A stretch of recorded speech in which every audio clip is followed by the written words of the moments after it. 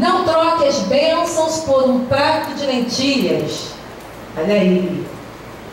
Tem muita coisa boa, né? E às vezes o inimigo, ele quer fazer uma barganha com você, te empurrar um prato de lentilhas em troca das suas bênçãos. Então abra a tua Bíblia, Gênesis 25, em nome de Jesus. Essa passagem muito conhecida, mas se Deus quer falar, deixa Deus falar. Gênesis 25, versículo 29. Fala assim a palavra de Deus. E Jacó cozera um guisado, e veio Esaú do campo, e estava ele cansado. E disse Esaú a Jacó: deixa-me, peço-te, comer deste guisado vermelho, porque estou cansado. Por isso se chamou o seu nome Edom. Então disse Jacó: vende-me hoje a tua primogenitura. E disse Esaú: eis que estou a ponto de morrer, e para que me servirá logo a primogenitura? Então disse Jacó: jura-me hoje. E jurou-lhe e vendeu a sua primogenitura a Jacó. E Jacó deu pão a Esaú e o guisado de lentilhas, e ele comeu e bebeu, levantou-se e foi-se, e assim desprezou Esaú a sua primogenitura. Senhor, meu Deus e meu Pai, estamos em Tua presença santa, na dependência do Teu Espírito, que o Senhor possa liberar sobre nós o Teu querer e a Tua vontade, Senhor. Estamos aqui para ouvir a Tua voz. Ministra aos nossos corações, repreendemos toda resistência, todo impedimento, Senhor, e que possa fluir sobre nós o Teu querer e a Tua vontade, em nome de Jesus. Amém. Amém? Que eles podem sentar em nome de Jesus. Coisa interessante, né, irmãos? Aqui, para quem não sabe, o contexto dessa palavra, aquelas pessoas daquela época, né, os hebreus, os israelitas, os judeus, eles tinham essa tradição na família. O filho, aquele que nascia primeiro, o primogênito, quando o pai morria, do primogênito era o direito da primogenitura. E o que significa primogenitura? Para nós termos um entendimento, primogenitura, ele seria o líder da família. Sabe quando há assim um líder na família, né? Aquele que é o patriarca, ou às vezes tem famílias que são as matriarcas, né? Sempre tem, às vezes, aquelas famílias, hoje em dia pouco se encontra isso, mas é tão bonito, eu acho, quando há ali a matriarca ou patriarca, que todos se reúnem, né? A família se reúne, né? Às vezes dias de domingo, e a opinião daquele patriarca ou daquela matriarca é muito respeitada. Há uma autoridade. E antigamente, quando o pai falecia, essa bênção, né, de ter esse direito de ser o líder, vamos dizer assim, da família, tanto espiritualmente como líder nas decisões, ele ficava com o filho mais novo, era a primogenitura. E não só isso, a herança, aquilo que o pai deixava, ele recebia em dobro. Então havia a bênção espiritual, havia uma bênção material e havia uma bênção de autoridade colocada sobre o filho, né? O primogênito, aquele que nascia primeiro. Então nós entendemos que a palavra de Deus nos declara que Esaú e Jacó eram gêmeos, e que já dentro do ventre da sua mãe havia ali uma luta. E quando nasceu primeiro o que? Esaú. Mas a Bíblia fala ali que Jacó já nasceu agarradinho, né? No calcanhar ali do seu irmão, já lutando ali pelo direito, né? De nascer primeiro. Alguns estudiosos falam que o filho que nasce primeiro não é o primogênito. Há uns estudos assim, mas não sei. Mas aquele que nasceu primeiro, que foi comprovado, foi Esaú, ele era o primogênito. Então, sobre ele já sabia desde pequeno que sobre ele havia esse direito da primogenitura. Só que Jacó, ele ambicionava essa primogenitura.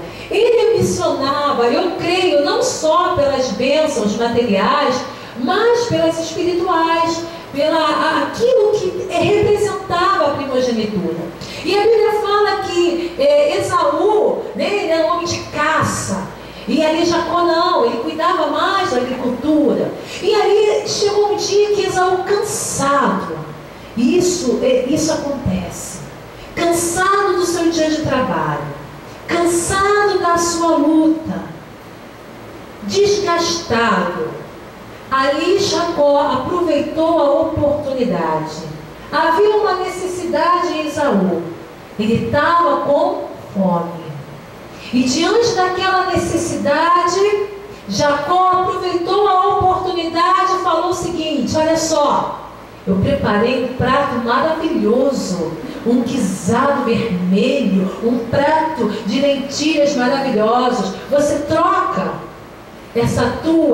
a primogenitura, aquilo que lhe é de direito, por essa comida? E ali a Bíblia fala que Esaú declarou o seguinte: de que me vale a primogenitura se eu estou a ponto de morrer? Então é interessante, irmãos, que acontece isso conosco, porque a Bíblia declara que há promessas para os filhos de Deus. Há bênçãos declaradas na palavra de Deus que se refere a mim e a você, se refere à sua vida familiar, se refere à sua vida na sua saúde, na sua vida espiritual. Mas muitos cansados, desgastados, na luta no seu dia a dia, e ainda aquela bênção não chegou, aquela promessa ainda não aconteceu. E nesse desgaste, às vezes pode ser um desgaste emocional, um desgaste físico, um desgaste psicológico.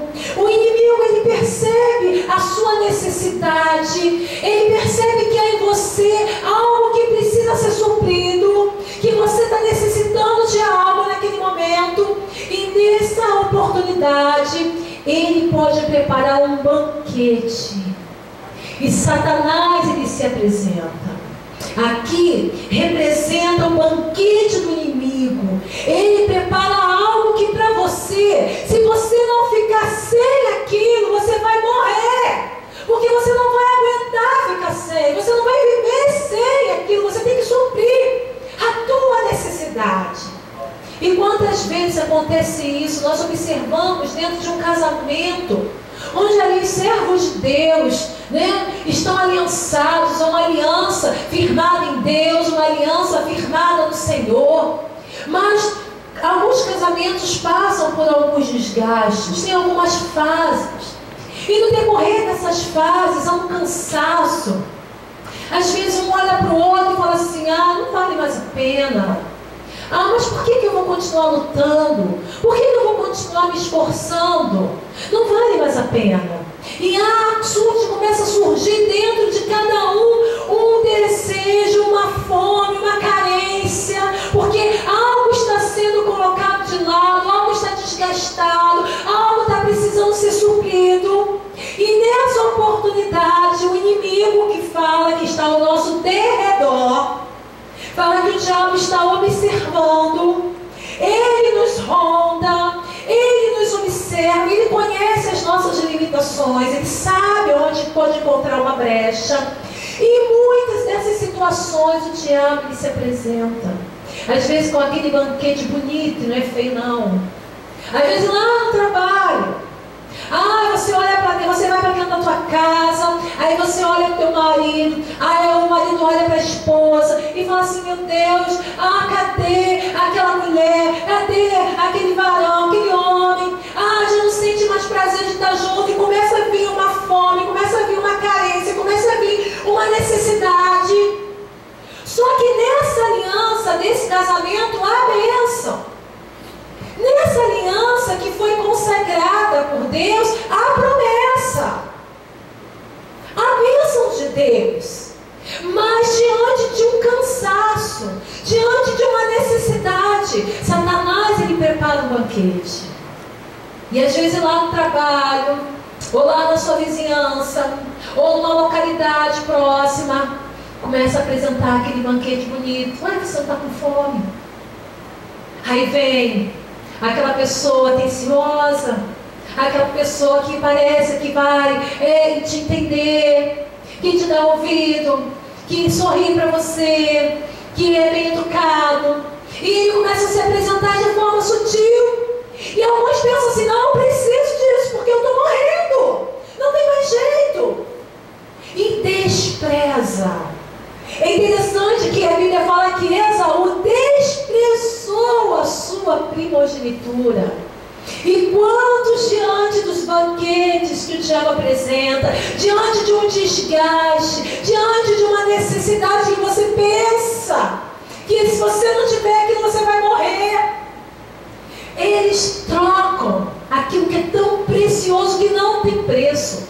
Tem coisas que de valor, irmãos, que não tem preço. As bênçãos de Deus não têm preços. E pessoas trocando aquilo que é abençoado, aquilo que Deus consagrou, aquilo que Deus presenteou, por pratos de lentilhas, por encontros de Satanás, por banquetes de Satanás. E muitos vão desprezando aquilo que Deus tem. Quanto na sua vida espiritual, há um desgaste na vida espiritual. Muitos começam a fazer a obra de Deus, e é a promessa de Deus para os filhos de Deus. E você recebe aquela palavra no teu espírito, e você percebe que Deus quer te usar para um povo, para uma nação, em benefício de alguém, em prol. Mas nessa carreira, nessa vida que vamos servindo a Deus, nós vamos encontrando desafios, porque a obra de Deus ela é espinhosa. A obra do Senhor, irmãos, não pense em vocês que vai tudo correr de mil maravilhas, que não vai ter nenhum impedimento, que nunca nada vai se levantar, que nada vai acontecer. Muito pelo contrário. Porque você está sendo um instrumento nesse momento nas mãos de Deus, para resgatar vidas do inferno, através de uma palavra, através de uma oração. Você pode estar transformando vidas, você pode estar virando cativeiros, você pode estar dando vista a cegos, você pode ali fazer o manco andar através da sua vida. E a promessa é sobre você, mas também há um desgaste dessa caminhada. Há um desgaste normal, há um cansaço espiritual. E diante desse cansaço, o inimigo ele pode aparecer e se apresentar, porque ele não se cansa. Nós vamos ver lá em Mateus capítulo 4, que Jesus ele foi conduzido pelo Espírito após ser batizado. Ele foi conduzido pelo Espírito ao deserto. Ele estava com uma vida de consagração, porque após aquele batismo ia começar ali o ministério de Jesus. Então, no momento de intimidade, no momento de preparo, no momento... Mas houve um desgaste, houve uma necessidade. O que é que acontece? Abra lá Mateus capítulo 4, em nome de Jesus. Mateus 4.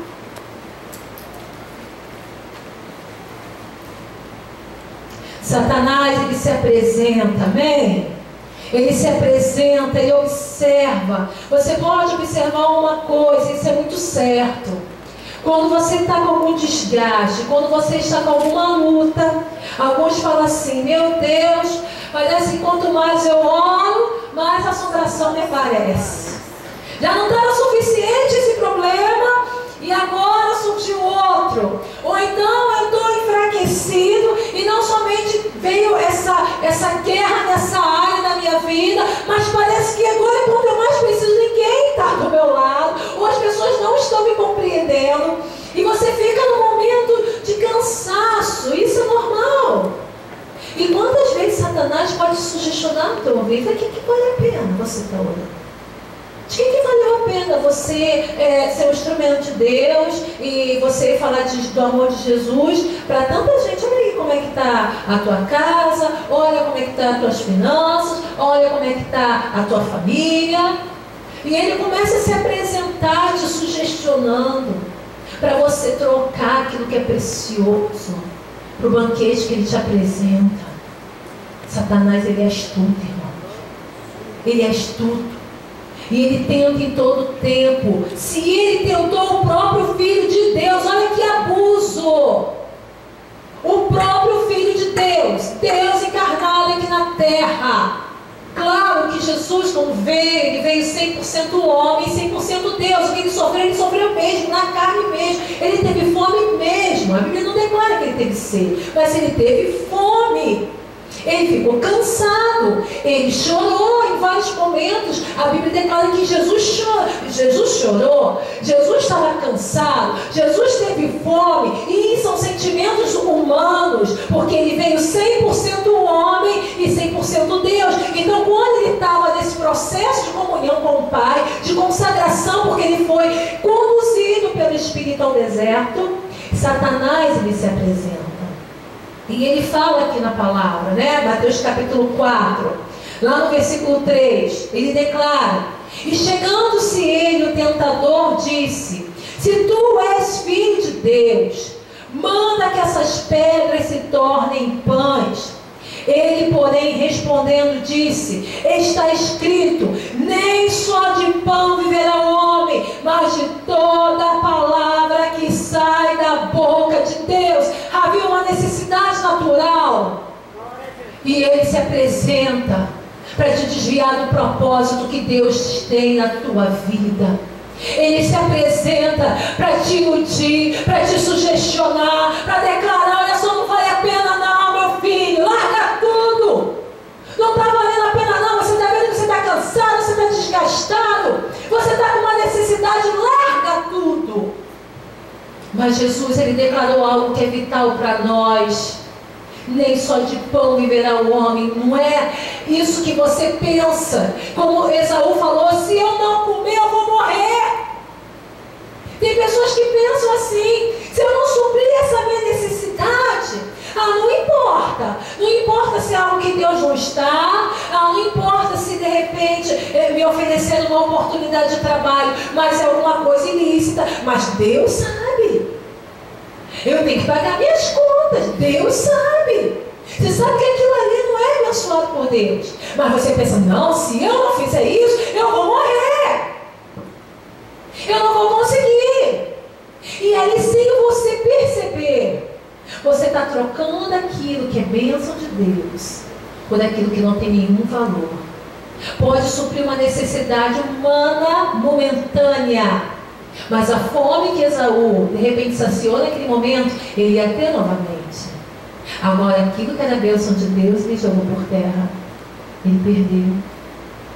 Então são coisas, irmãos, que aparentemente vai suprir uma necessidade tua do momento. Não, se eu não fizer isso, ninguém está vendo. Ninguém está vendo, quem que está vendo? Ninguém está vendo. Eu tenho que suprir, eu tenho que matar essa minha fome disso aqui. Mas Deus está vendo. E ali, lá na frente, tem a consequência. Jesus falou algo que é vital para nós: nem só de pão viverá o homem, mas de toda a palavra que sai da boca de Deus. Então, nesse momento da nossa necessidade, do nosso cansaço, do nosso desgaste, nós temos que trazer na memória aquilo que nos dá esperança, porque assim diz a palavra de Deus: nos alimentar do pão vivo que desce do céu, das promessas do Senhor sobre nós, fazer valer aquilo que realmente tem valor. Você tem que declarar: não, Satanás, sai, bate de reto, por um caminho você pode vir, mas por 7 tu retornará. Você não vai roubar a minha bênção, você não vai tomar aquilo que é meu por direito, eu não vou abrir mão daquilo que o Senhor me prometeu, em nome de Jesus. Eu não abro mão da minha bênção, eu não abro mão da promessa de Deus, eu não abro mão, aleluia. Jesus declarou. Satanás continuou tentando a ele. Aqui lá no versículo 5, Mateus 4, versículo 5.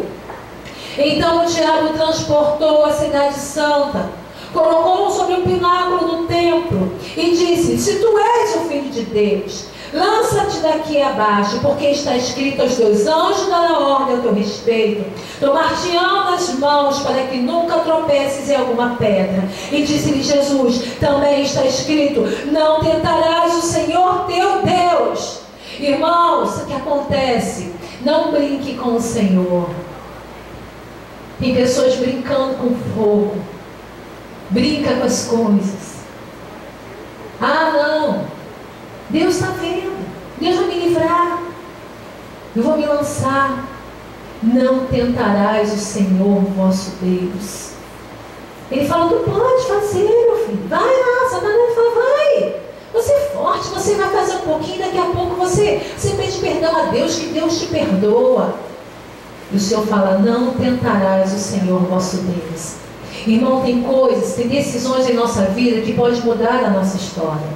Eu estava pensando nessa palavra, que o Espírito Santo me fez lembrar daquele momento que a família de Noemi, lá no livro de Ruth, se você quiser abrir, fica aí depois de Juízes, lá no início da Bíblia, Ruth. No livro de Ruth, logo no capítulo 1, você vai ver um relato da família de Noemi. O que aconteceu com aquela família? Eles moravam em Belém, e por ironia, Belém se chama Casa do Pão. E ali em Belém faltou pão. Estava faltando pão na Casa do Pão. Então havia uma necessidade natural. Eles estavam ali parecendo uma necessidade. Só que o marido de Noemi pega ela e seus 2 filhos e vão para uma outra cidade. Eles se direcionam para Moabe. Eles saem da Casa do Pão, daquilo que era abençoado por Deus, e ele se direciona. Ele não vai sozinho, mas ele conduz toda a sua família a um local chamado Moabe, onde aquele povo era um povo idólatra, onde aquele povo servia a outros deuses. Devido a uma necessidade natural, ele sai do lugar da bênção, ele sai do local que era guardado por Deus e se direciona para um lugar que Deus não estava. Consequências terríveis aconteceram nessa família. Primeiro, o marido de Noemi morre, e a Bíblia fala que eles passaram 10 anos ali, e não morreu somente o seu marido, mas os seus 2 filhos. E chega um momento que Noemi se encontra viúva e sem os filhos e com as suas 2 noras. E ela chega num momento de total pobreza, porque aquele local não podia suprir mais a necessidade dela, aquele local não tinha a bênção de Deus. E ela falou: eu vou estar retornando para a minha terra. E ali as suas noras declaram: nós vamos contigo. Ela falou: eu não tenho mais filho para dar, nem se eu casasse não ia ter mais filho para lhe dar. Fica aí, minha filha, vai construir sua vida. E ali Orfa a deixa, mas Ruth fala: onde tu fores, irei eu. O teu povo é o meu povo, o teu Deus é o meu Deus, que nada me separe de ti.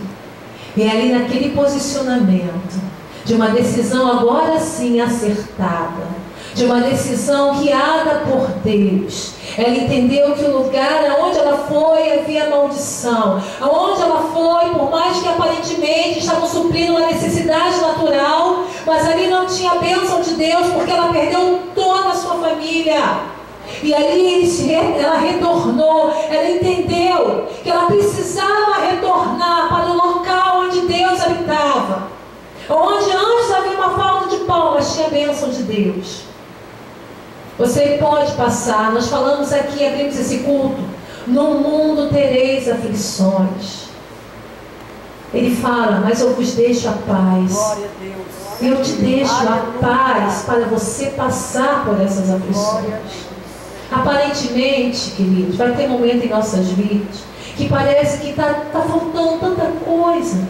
Senhor, há uma necessidade, às vezes uma necessidade no teu espírito, uma necessidade, um cansaço, há uma fome, há uma carência, há algo que está faltando, e Satanás ele vai aproveitar a sua fragilidade, porque, querido, não tem nenhum super-homem, não tem nenhuma super-mulher, todos nós passamos por esse momento difícil na nossa vida, mas nós não podemos esquecer a promessa de Deus sobre nós. Aleluia! As bênçãos de Deus sobre nós. E nós não podemos largar aquilo que é de Deus para trocar por pratos de lentilha, para trocar por banquetes de inferno, banquetes de Satanás, jogando por terra algo que é tão precioso. Nós não podemos. Quando Noemi entendeu que era na presença de Deus, era na terra onde Deus habitava, e ela falou: olha, agora eu não me chamo mais Noemi, eu me chamo Mara, porque o meu coração está amargoso, eu só choro, só há tristeza em mim. Ela voltou humilhada para aquele lugar, Você pode, olha, querido, ser muito forte. Você pode, até na presença daqueles que estão vendo, olhar assim, olha só o estado dele, olha o estado dela. Você pode, meu irmão, se humilhar na presença do teu Pai. Mas a Bíblia me fala o seguinte: aquele que se humilha, Deus exalta. Quando você entende que mesmo com tantas necessidades, mas você entende que só teu Deus é o teu supridor, e que você não troca aquilo que vem dele por nada desse mundo, por mais que as pessoas olhem para você e te desprezem e comentem sobre a tua vida, porque havia um comentário naquela cidade: olha aí, não é Noemi? Meu Deus, ela saiu daqui com o seu marido, com os seus 2 filhos, e cadê? E ela falou: agora não me chama mais isso, me chama Mara, porque eu só choro, eu estou amargurada. Mas ela voltou para um lugar onde tinha a bênção de Deus. Ela entendeu que ali, mesmo naquela condição de pequenez, de humilhação, ainda com muitas necessidades, mas naquele local, na presença de Deus, haveria a bênção de Deus sobre a vida dela. E é tão lindo isso que o Senhor fala que há um tempo determinado para todas as coisas. Há um tempo que você vai chorar. Vai ter um tempo que você vai ter que semear. Mas a Bíblia também me declara que o mesmo tempo que há choro, depois o Senhor vai trazer o tempo do gozo, da alegria, do sorriso. E no mesmo tempo que você vai semear, e a semeadura, de repente você não está vendo nada. Você tem uma necessidade, você quer ver que aquilo brote, você quer colher os frutos, mas vai ter um momento de espera na tua vida. E Ele declara para nós, aleluia, andando e chorando, mas segurando a preciosa semente, porque nós voltaremos sem dúvida com os nossos molhos de alegria, aleluia, na presença do Senhor. E muitos podem olhar para você e te questionar e declarar: onde está o teu Deus? Muitos poderiam fazer esse questionamento. Eu fico imaginando as amigas de Noemi reunidas: está vendo aí, ó, saiu de um jeito, olha como é que voltou, olha só o estado dela. Mas ela não se envergonhou de voltar. Aleluia. Ela não se envergonhou. Louvado seja o nome do Senhor. E Deus honra isso. O homem pode cair, mas o Senhor o levantará. O justo pode cair, mas o Senhor o levantará. Vai ter momento na nossa vida que, por alguma distração, algum momento difícil, o diabo pode até te sugestionar, pode até te conduzir. Mas se você cair em si, porque a Bíblia me declara o seguinte, que o filho pródigo, chegou um momento na vida dele que ele falou assim: Pai, me dá logo a parte da minha herança. Aquilo que ele tinha a casa do pai, ele tinha a comida do pai, ele tinha a proteção do pai, ele tinha os benefícios do pai, mas havia uma fome nele, uma necessidade de conhecer o mundo. E ele falou: Pai, veja o que o Senhor tem, me dá a minha parte da minha herança. E aquilo ali era um insulto, porque ele estava desejando a morte do próprio pai, ainda mais para os judeus, era um insulto. Mas o pai, a Bíblia fala que deu a parte dele. Ele foi com aquele valor, foi para o mundo. E tudo era muito bom. Mas a Bíblia declara que ele gastou tudo o que ele tinha. Ele estava tentando matar uma fome de aventura, de desejos. Ele gastou tudo que ele tinha, mas chegou um momento que ele se encontrou num estado de fome, de humilhação, ao ponto de apacentar porcos. E porcos para os judeus é uma posição de humilhação, porque eles não comem carne de porco. Imagina você cuidar de porcos. E a fome era tanta que ele queria comer da ração dos porcos. Mas teve um momento que ele caiu em si. A Bíblia fala que ele caiu em si e pensou: lá na fazenda do meu pai, na casa do meu pai, até os trabalhadores têm comida, então eu vou voltar. Levantar-me e vou voltar. Porque meu pai, mesmo se me receber como filho, mas ele me receberá como um trabalhador. E a Bíblia me declara que aquele jovem voltou humilhado, mas ele entendeu que somente na casa do pai havia bênção. Ele trocou tudo o que ele tinha por um prazer momentâneo, mas ele viu que não valia a pena. Mas ele ainda teve tempo de voltar. Louvado seja o nome de Jesus. De reconhecer. E ele volta. E a Bíblia ele declara que quando o pai vê aquele jovem de longe, ele fala assim: vamos fazer uma festa. Porque o filho que eu pensava que estava morto, aí reviveu. Prepara a melhor roupa. Prepara amado bezerro. Vamos fazer um churrasco, vamos fazer uma festa. Aleluia. Então Deus, querido, Ele quer que nós tenhamos esse entendimento. Porque o diabo, ele tenta a todo instante, diante de uma necessidade natural. Nós somos espírito, que temos uma alma e habitamos num corpo. Mas temos que ter cuidado com uma coisa, a concupiscência dos nossos olhos, porque muitos banquetes se apresentam na nossa vida.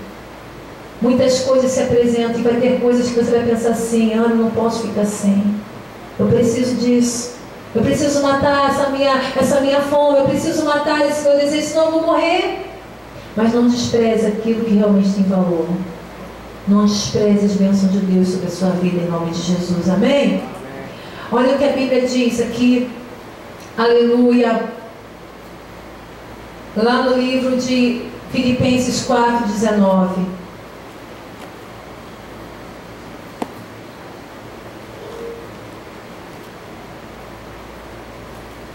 Ele fala, vamos declarar essa palavra que é maravilhosa.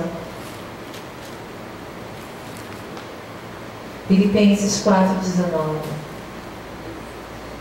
Fala assim: o meu Deus, declara, o meu Deus, segundo as suas riquezas, suprirá todas, fala assim, as minhas necessidades em glória por Cristo Jesus. O teu Deus vai suprir todas as tuas necessidades.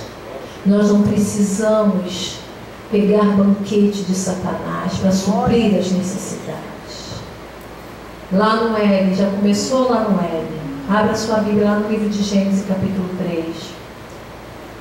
Estava lá a criação de Deus, a coroa da criação, o homem a coroa da criação.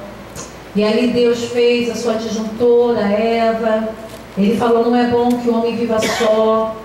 Vou lhe fazer uma adjuntora fiel, uma auxiliadora. E estavam os dois vivendo muito bem, lá no paraíso, tranquilos. E o Senhor falou, olha, de tudo vocês podem comer, vocês podem suprir a necessidade de vocês, porque tudo aqui é de vocês, mas há algo que vocês não podem tocar. Naquela árvore da ciência, do bem e do mal, não toque. Mas ali o diabo, o tentador, Satanás astuto, ele se apresenta para ela. Mas olha só, irmãos, Satanás, ele só pode te oferecer. Quem vai tomar é você. Quem vai comer é você. Jacó ofereceu, mas quem pegou foi Esaú. Quem comeu, ele não abriu a boca de Esaú e falou, come isso, vai para a tua goela abaixo. A serpente não pegou aquele fruto e falou, come. Não, ela sugestionou, ela apresentou. E ali despertou em Eva algo. Ela pensou que ela não poderia ficar sem aquela situação. Preciso. E aqui fala a palavra de Deus no Gênesis capítulo 3, versículo 4. Então a serpente disse à mulher, certamente não morrereis, porque Deus sabe. Então é interessante isso. Certa vez eu escutei um irmão falar, quando alguém fala assim, não, Deus sabe que eu preciso. Não, Deus sabe, Ele vai compreender. Porque Deus sabe, eu preciso disso, eu preciso suprir isso, eu preciso fazer isso, eu preciso. Deus sabe, Deus entende. Criatura falou ali, a serpente, né? Manifestando ali, o diabo manifestando naquela serpente. Falou, Deus sabe. Deus sabe que no dia que dele comer, se abrirão os vossos olhos, serei como Deus, e sabendo o bem e o mal, e vendo a mulher que aquela árvore era boa para se comer e agradável aos olhos, concupiscência dos olhos, soberba da vida, Ela estava vivendo muito bem sem aquilo, mas ela quis algo a mais, achava que precisava de algo mais, concupiscência dos olhos, vendo que era boa para comer e agradável aos olhos e árvore desejável, porque o banquete que Satanás apresenta muitas vezes não é ruim não, irmãos. O negócio vai ser bom, parece mesmo o negócio da China, imperdível, infalível, e se você perder essa oportunidade, Satanás se apresenta assim. Quantas vezes aquilo ali por detrás está uma armadilha do inferno. Sabe como é que pega passarinho? Eu nunca peguei passarinho não, mas eu já ouvi a pessoa falar como é que pega passarinho. Vai fazendo uma trilha, né, de pão, de isca, vai fazendo uma trilhazinha, né? E ali, às vezes se coloca uma bacia com barbante, ou qualquer coisa assim que possa ser um alçapão, né? Aí o passarinho vai lá, vai pegar, não dá nem perceber. Só que chega um ponto que ele está debaixo daquela bacia. Né? Quando que está bom, está gostoso. Aí quem está de longe já puxa, acabou, enlaçou. E é assim que Satanás faz. É tão bíblico isso. Olha só, tem essa palavra lá em Provérbios 1. Se você não sabe, você vai saber agora. Abre aí, Provérbios 1. Olha que tremendo.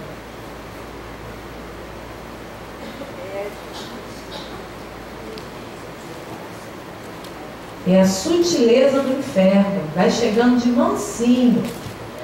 Provérbios 1, versículo 17, fala assim: na verdade, debalde, que significa inutilmente ou em vão. Então a gente pode falar assim: na verdade, inutilmente se estende a rede perante os olhos de qualquer ave.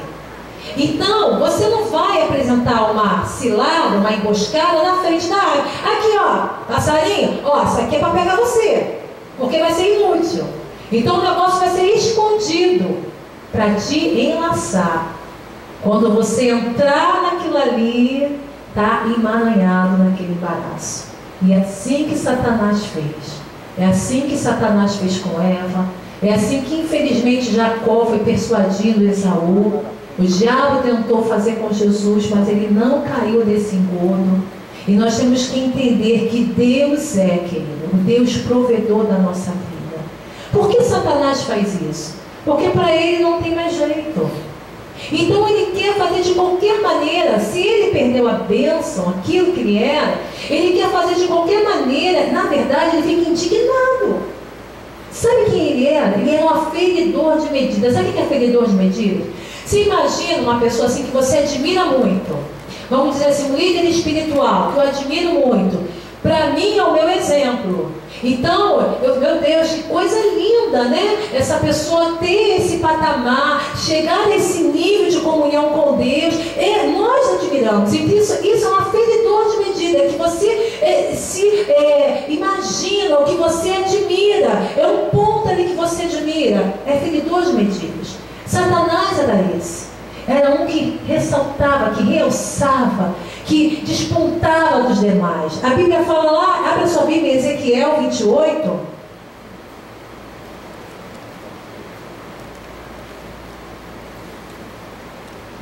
Ezequiel 28, lá no versículo 12, nós vamos ler a partir da parte B.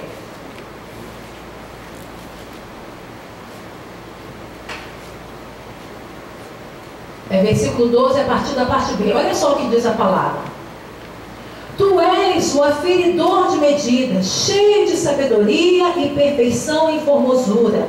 Estava no Éden, jardim de Deus, toda a pedra preciosa na tua cobertura, a sardônia, o topázio, o diamante, a turquesa, o ônix, o jaspe, a safira, o carbúnculo, a esmeralda, o ouro, a obra dos teus tambores e dos teus pífanos. Por isso que ele era levita, louvava a Deus. Por isso que ele tem muita raiva dos levitas, dos adoradores do Senhor.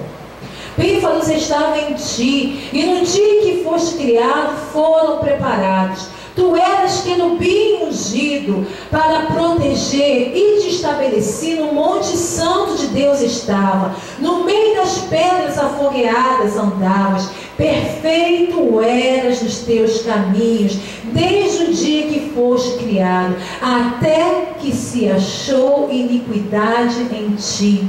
Na multiplicação do teu comércio se encheu o teu interior de violência, e pecaste, pelo que te lancei profanado fora do monte de Deus, e te farei perecer, ó querubim protetor, entre pedras afogueadas. Elevou o teu coração por causa da tua formosura, corrompeste a tua sabedoria por causa do teu resplendor. Por terra te lancei, diante dos reis pus, para que não olhem para ti, pela multidão das tuas iniquidades, pela injustiça do teu comércio, profanaste os teus santuários. Eu pus e fiz sair do meio de ti um fogo, que te consumiu a ti, e te tornei em cinza sobre a terra, aos olhos de todos o que te veem. Todos que te conhecem entre os povos estão espantados de ti, e grande espanto te tornaste, e nunca mais serás para sempre. Para Satanás não tem salvação, para Satanás não tem mais solução, e ele se enraivece, porque ele estava no local de honra, ele era um adorador, ele era um protetor, ele era um querubim ungido, despontava dentre os demais. E o que ele quer fazer com a criação de Deus? Ele quer nos manipular, e o que ele puder nos apresentar de banquete, para tirar aquilo que nos é de direito, para a gente perder as nossas bênçãos, ele faz. E há uma palavra muito séria que fala aqui, lá no livro de Joel, capítulo 3. Muitos estão no vale da decisão. Tem pessoas que ficam, ao realizar alguma coisa, lá no livro de Joel, capítulo 3, no vale da decisão, ficam sem saber o que fazer. E cuidado, porque nesse momento, às vezes, de cansaço, de desgaste, o inimigo ele se apresenta, e ele quer oferecer banquetes para que nós venhamos a decidir, a optar por aquilo que não é de Deus. E muitos vão se perdendo no meio da caminhada, muitos vão esquecendo aquilo que Deus prometeu, e nós temos que estar atentos em nome de Jesus. Amém, queridos? Lá no Joel, vamos abrir aqui Joel capítulo 3, lá no versículo 14, fala assim: multidões, multidões, no vale da decisão, porque o dia do Senhor está perto, no vale da decisão. Então nós temos que decidir por Deus. Quando vem as necessidades, quando vem o desgaste, quando vem o cansaço, nunca esqueça que as promessas do Senhor estão sobre a tua vida, em nome de Jesus. Não troque aquilo que tem valor por aquilo que não tem nenhum valor. Por mais que aparentemente vai suprir uma necessidade natural, vai suprir algo que você pensa que se você não tiver você vai morrer. Mas Jesus declarou: nem só de pão viverá o homem, mas de toda palavra que sai da boca de Deus. E Ele é aquele que supre todas as nossas necessidades, em nome de Jesus. Vamos concluir essa palavra em Amós, capítulo 5, versículo 4. Aleluias. Te convido a ficar de pé. Amós fica logo em seguida aí, depois de Joel. Amós, no capítulo 5, versículo 4. O Senhor declara essa noite para nós: porque assim diz o Senhor Jeová, assim diz o Senhor à casa de Israel: buscai-me e vivei. Busca o Senhor enquanto se pode achar, invoque a Ele enquanto Ele está perto. Está cansado, está desgastado? Não jogue fora aquilo que é bênção de Deus para a tua vida. Não jogue fora as promessas do Senhor. Não despreze aquilo que tem valor. Não troque suas bênçãos por um prato de lentilha. Não jogue